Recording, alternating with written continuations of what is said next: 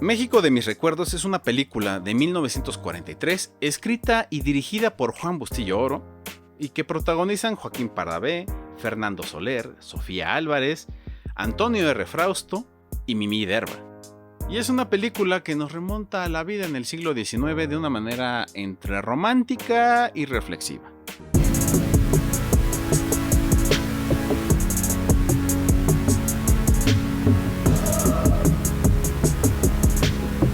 La próxima vez que hables con tu amigo el derechairo, al que se la pasa adulando el porfiriato, puedes platicarle que esta película puedes entrarle desde el punto de vista de la bohemia de un vividor berrinchudo. Puedes hacerlo a través de un personaje tan característico y tan vivo en la memoria de muchos mexicanos como lo es Joaquín Pardavé y su personaje de Susanito Peñafiel y Somellera, para servir a Dios, a don Porfirio y a usted. Pero también puedes hablar de la iluminación, de cómo se conforman los mecenazgos, de cómo las costumbres están muy marcadas en el guión y de cómo hay un contraste en la vida del siglo XIX de México antes y después de la Revolución y de cómo un hecho histórico se puede contar no solo desde la historia misma, sino desde un punto de vista bastante subjetivo. Pero en lo que nos vamos a enfocar es precisamente cómo esta subjetividad se encarna en el antagonista de esta historia, Fernando Soler como Jesús Flores. Te ruego que me perdones, Pablo. No creí cometer una falta tan grave y solo traté de que me pagaran mejor ese infortunado vals. Me hacía tanta falta el dinero. México de mis recuerdos es una película que habla sobre, podría decirse que es una especie de coming of age o película de madurez, para decirlo en castellano, que es enfocada desde el punto de vista del padre, desde el punto de vista de un padre que quiere que su hijo madure. Y es toda la serie de ocurrencias, toda la serie de cosas que le tienen que pasar a este hijo para que entre, entre comillas, en razón, o para que encuentre esa madurez que tanto le hace falta. Por todo lo que ha pasado. ¿Y qué? Que necesitamos que no se opongan. Acuérdate de la herencia. ¿Y a mí qué me importa la herencia? Naturalmente. ¿Qué nos importa la herencia? Nada, desde luego, pero será mejor que las veamos cuanto antes. Voy a vestirme. En otra de esas películas, obviamente de 1943, donde se retrata la historia de México, aquí Juan Bustillo Oro hace un giro interesante porque es una película que le habla a la facción conservadora que seguía reticente de los gobiernos emanados de la Revolución Mexicana. Claro, todos sabemos, el PRI es malo, lo sabemos.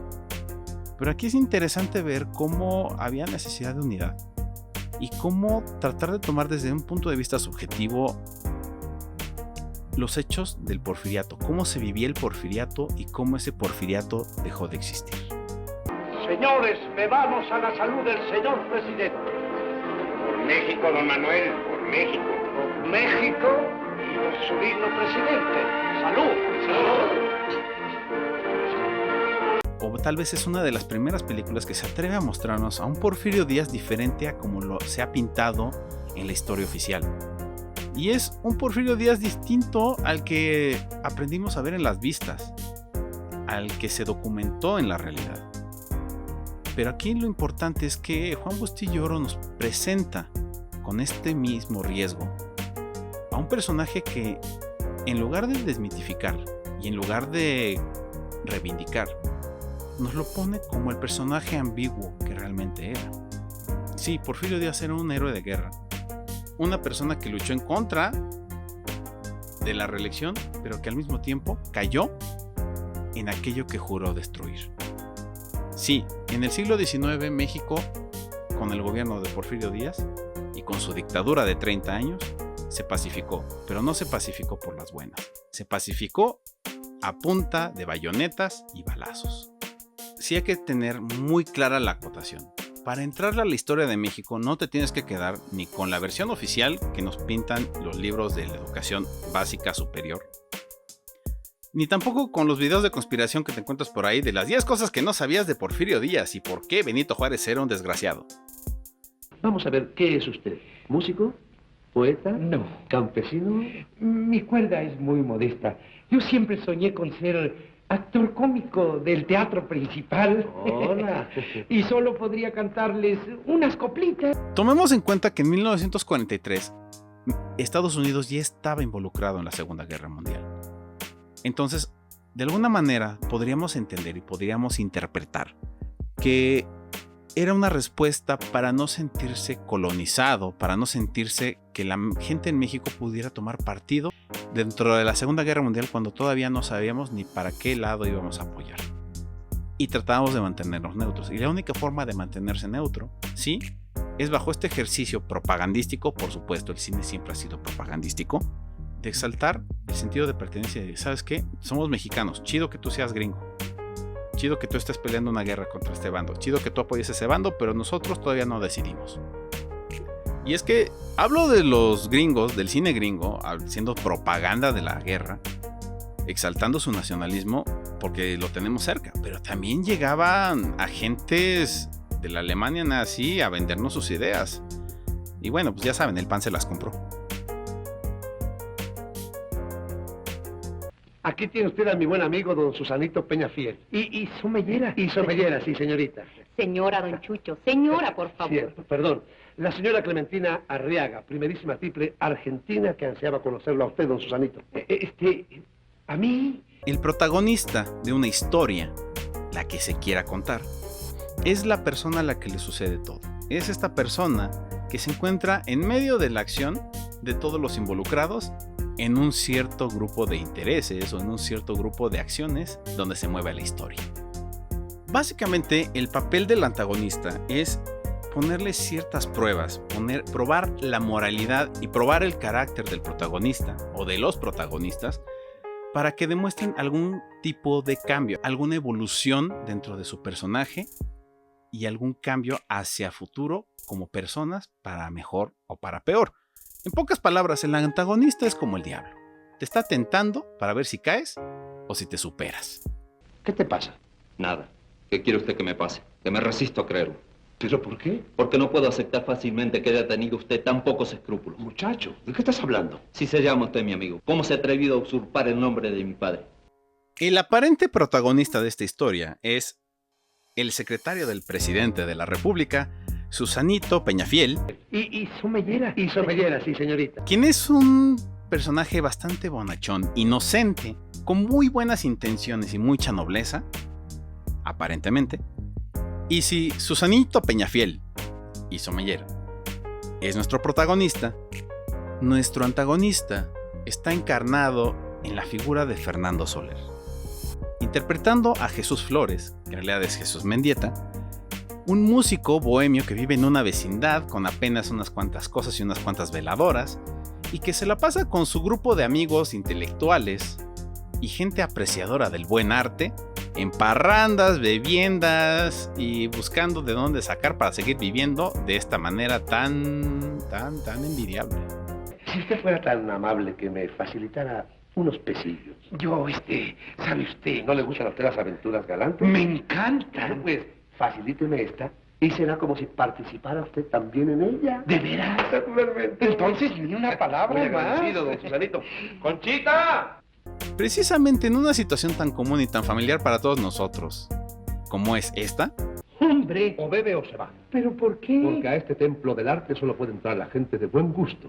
Y el que tiene buen gusto no le pone horas al coñac. Es que yo... Es que usted bebe o se va. Bueno, si lo toma usted así... Yo lo tomo de todos modos. También así. Salud. Salud. y empieza a ser seducido para convertirse en el mecenas de este grupo de bohemios.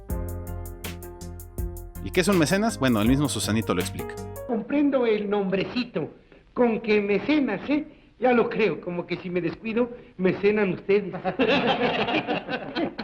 Muy bien, don Susanito, muy bien. Y a lo largo de la película nos va presentando distintos antagonismos, porque inclusive hay un momento en el que Susanito, al sentirse utilizado, se convierte en un antagonista de todos los demás.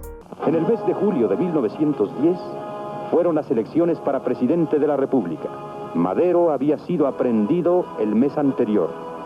La policía hizo presión sobre los votantes. Los cómputos oficiales dieron el triunfo al general Díaz. A diferencia de otras películas del periodo, Juan Bustillo Oro toma una decisión bastante arriesgada al mostrarnos esta escena final para cerrar la película. Porque si bien toda la historia se centró en este drama romántico, en el fondo teníamos a esta sociedad porfiriana que se nos pinta como supuestamente perfecta. Pero nos pinta un contraste. Mientras al interior las élites vitoreaban a Porfirio Díaz, en las calles su nombre no era gritado de la misma manera. ¡Viva don Porfirio Díaz! ¡Abajo la dictadura! ¡Abajo el dictador! ¡Abajo Porfirio Díaz! Y nos presenta precisamente esta secuencia final en la que vemos a Porfirio Díaz despedirse de México y nos muestra en un romanticismo bastante ambiguo a un Porfirio Díaz que realmente cuando se despidió de México sí estaba muy sentido y estaba dolido y obviamente le dolía dejar su país, ¿no? Porque él creyó que le había hecho tanto bien. Y mucha gente interpreta este tipo de escenas como una reivindicación del personaje, lo cual nos lleva al punto inicial en el que comentamos cómo debe verse la historia, no solo la de México, sino cualquier historia en el mundo, porque se cree que la historia es buenos contra malos, que los liberales eran los buenos y los conservadores eran los malos, cuando en realidad la historia es una constante contraposición de intereses que se van superponiendo como va avanzando el tiempo, como va avanzando la vida, en la vida misma, en la realidad que tenemos. Tenemos muchos antagonistas en nuestra vida, tanto personal como en nuestra vida política como país. Pero también tenemos esta gente que sigue buscando estos antagonistas, pero porque no quiere aprender, porque quiere aferrarse a su pasado, porque quiere seguir cobrando su chayote, porque quiere seguir viviendo de sus privilegios y de sus canonjías como parte de una élite que ya no está siendo. Todo cambia, padre. Todo. Que sea para el bien de México. La historia es un estudio crítico de lo que ya sucedió para que no se repita. No una lucha perpetua porque siga manteniéndose y siga regresando al pasado, al presente, como si nada hubiera cambiado. Los antagonistas de nuestra historia esos son. Antagonistas que nos obligan a cambiar. Y viendo hacia el futuro, perfecto, la realidad que nos toca ahora tiene que ser para que cambiemos y mejoremos y aprendamos. Y en la historia del cine mexicano también podemos decir exactamente lo mismo. Que muchos guionistas siguen sin entender que la función del antagonista no es simplemente ser el malo de Malolandia, ser un villano que se retuerce el bigote mientras la damisela en peligro está suplicando por ayuda en las vías del tren, sino que el papel del antagonista es hacer que el personaje protagonista avance, aprenda, se despabile, que deje estar de sonso, que deje estar de pendejo. Y lo mismo sucede con nuestras transiciones políticas, porque tenemos gente que sigue sin entender que nosotros elegimos a nuestros antagonistas, nosotros elegimos con qué antagonizar. Pero si no aprendemos a evolucionar, a crecer, a aprender de nuestros errores para que no se repitan, vamos a seguir queriendo reelegir a Calderón o a su esposa o a su partiducho o al PRI o a los panistas que nomás quieren los moches y que nos venden una doble moral represiva o una izquierda que no tiene ni pies ni cabeza.